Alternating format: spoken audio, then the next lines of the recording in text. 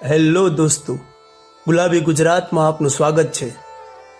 તો દોસ્તો, તમે ભગવાન શિવના ઘણા મંદિરોની મુલાકાત લીધી હશે, પરંતુ આજે અમે તમને ભગવાન શિવના એક એવા મંદિર વિશે જણાવીશું જે જાણીને તમને આશ્ચર્ય થશે। હા, ભગવાન શિવનું આ મંદિર દિવસમાં 2 વાર ગાયબ થઈ જાય છે। આ મંદિર ગુજરાતના વડોદરાથી થોડે જ દૂર જંબુસર તાલુકાના કાવી કંબોય ગામમાં સ્તંભેશ્વર મહાદેવ મંદિર નામથી આવેલું છે। આ અદ્ભુત સ્તંભેશ્વર મહાદેવ મંદિરને ગાયબ મંદિર તરીકે પણ ઓળખવામાં આવે છે।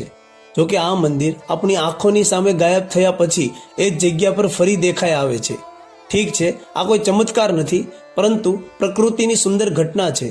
મંદિર દરિયા કિનારે આવેલું હોવાને કારણે જ્યારે પણ ભરતી આવે છે ત્યારે આખું મંદિર દરિયામાં ડૂબી જાય છે। આ જ કારણ છે કે દરિયાની ભરતી ઓછી હોય ત્યારે જ લોકો મંદિરની મુલાકાત લઈ શકે છે। વર્ષોથી આવું જ થતું આવ્યું છે, એ આજની વાત નથી।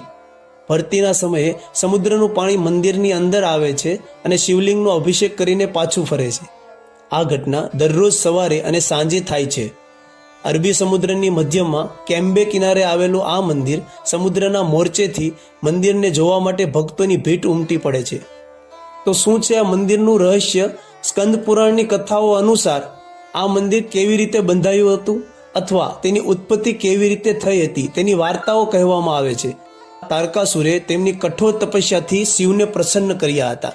જ્યારે શિવ તેમની સમક્ષ હાજર થયા ત્યારે તેમણે વરદાન માંગ્યું કે માત્ર ભગવાન શિવનો પુત્ર જ તેમને મારી શકે છે, અને તે પણ 6 દિવસની ઉંમરે। શિવે તેને આ વરદાન આપ્યું હતું। વરદાન મળતા જ તારકાસુર ખૂબ જ અવાજ કરવા લાગ્યો, દેવતાઓ અને ઋષિઓને આતંકિત કરવા લાગ્યો। આખરે દેવો મહાદેવના આશ્રયમાં પહોંચ્યા। શ્વેત પર્વતના કુંડમાં શિવ અને શક્તિથી જન્મેલા શિવના પુત્ર કાર્તિકેયને 6 મગજ, 4 આંખો અને 12 હાથ હતા। કાર્તિકેયે માત્ર 6 દિવસની ઉંમરે તારકાસુરનો વધ કર્યો હતો। જ્યારે કાર્તિકેયને ખબર પડી કે તારકાસુર ભગવાન શંકરનો ભક્ત છે, ત્યારે તે ખૂબ જ દુઃખી થયો।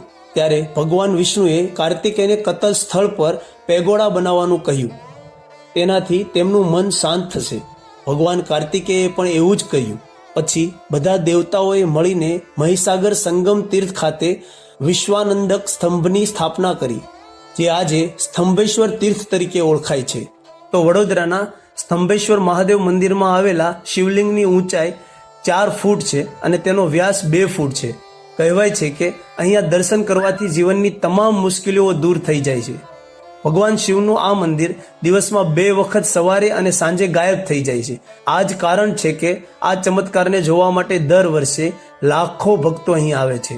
આ મંદિર સમુદ્ર કિનારે જ આવેલું છે, જેની શોધ લગભગ 150 વર્ષ પહેલા થઈ હતી। એવું કહેવાય છે કે આ મંદિરનું ગાયબ થવું એ એક કુદરતી ઘટનાનું પરિણામ છે।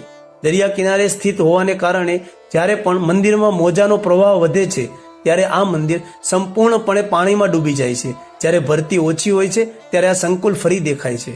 તમને જણાવી દઈએ કે મંદિરમાં ભક્તોની ઊંડી આસ્થા છે। બોલો સ્તંભેશ્વર મહાદેવ શિવ શંકર ભોળાનાથ કી જય।